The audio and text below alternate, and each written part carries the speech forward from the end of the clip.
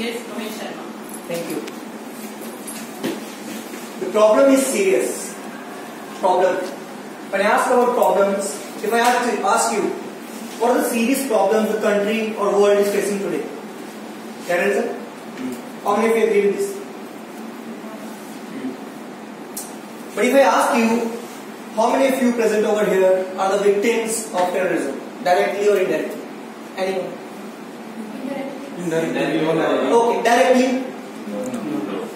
Not even a single. Let me ask you one more question.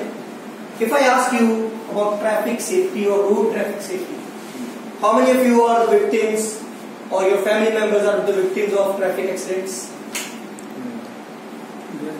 So, the topic of today, my today's speech is traffic safety, and the problem of traffic safety. Problem is serious. Madam Toastmaster, fellow Toastmasters, and future Toastmasters. Today, I'll be taking you all to the tour of the problem which is a serious problem, but we normally ignore, and that's traffic safety. I asked about the terrorism. Of course, terrorism is a big problem. But when we talk about the data, let's take a picture of the data worldwide. The number of persons dying in terrorist attack throughout the world is 26,445 in the year 2007, and I'm quoting the report from Data on Global Terrorism. 26,447. On the other hand, if we compare traffic safety, the persons dying in road traffic safety accidents, the number is 1.35 millions per year. 1.35 millions per year, and this is as per WHO, World Health Organization's report on traffic safety for the year 2018. Let us compare 26,000 with 1.35 million. It is approximately 3,700 people are dying on the roads every day. And if we compare terrorism with the traffic safety, the number of persons dying in road accidents is 50 times higher than in the terrorism. I'm not saying terrorism is not a problem, but yes, traffic safety.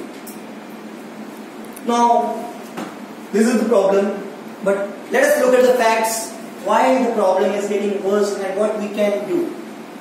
Basically, traffic works on the principle of 3 E's. First E, engineering. Second, education.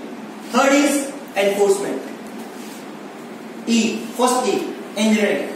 Engineering means the design of roads, flyovers, pedestrian ways, in which roads are meant to be safer.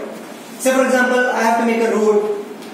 I will, in my engineering, include the road designs in such a way that less human intervention is there, so that road can be made system driven. I will not go much into road engineering because this is covered by government of the various countries. Second question, education. We all know about education. Do we consider ourselves as educated? Of course, yes. But in terms of traffic safety, are we? No. It's a mixed opinion. But I have a fact, I have an example of my own to illustrate between education and non-education. I was working with Reliance Jamnagar in the year 2012, and I was standing on the entrance of the gate. I observed 2 foreigners came in the Innova. They were sitting on the rear side of the Innova and were wearing seat belts on the rear side. Once upon a time, when we were struggling to enforce seat belt for the driver and co-driver as well, they were wearing seat belts on the rear side of the vehicle. So what do you think? What was the difference? What was the reason behind wearing their seat belts? Education.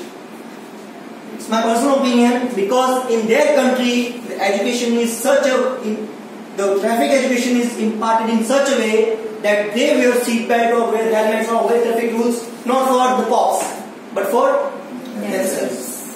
In India, on the other hand, when we stand on the gate, I as a security officer, when we stand on the gate, what we observe, people are driving from the highway, they don't wear seatbelt. The moment they come at the gate, am I true? So, the difference in education between other countries and our countries. First thing. Second thing is enforcement. Third part of this is enforcement. What do you think? Do we have any laws on traffic safety in India? Yes, we have. Yeah. How many of you are using two-wheelers here? How many of you wear helmets? Let us be very frank.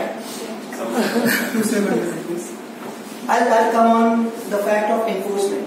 When it comes to enforcement, people normally wear helmets or seat belts because they are forced to wear. If not, go to the Surat traffic. You will find a number of people without helmets. And enforcement part is obviously it depends upon government. But we as a citizen, what we can do? We can educate our children and as well as ourselves to follow traffic rules. I have one more example.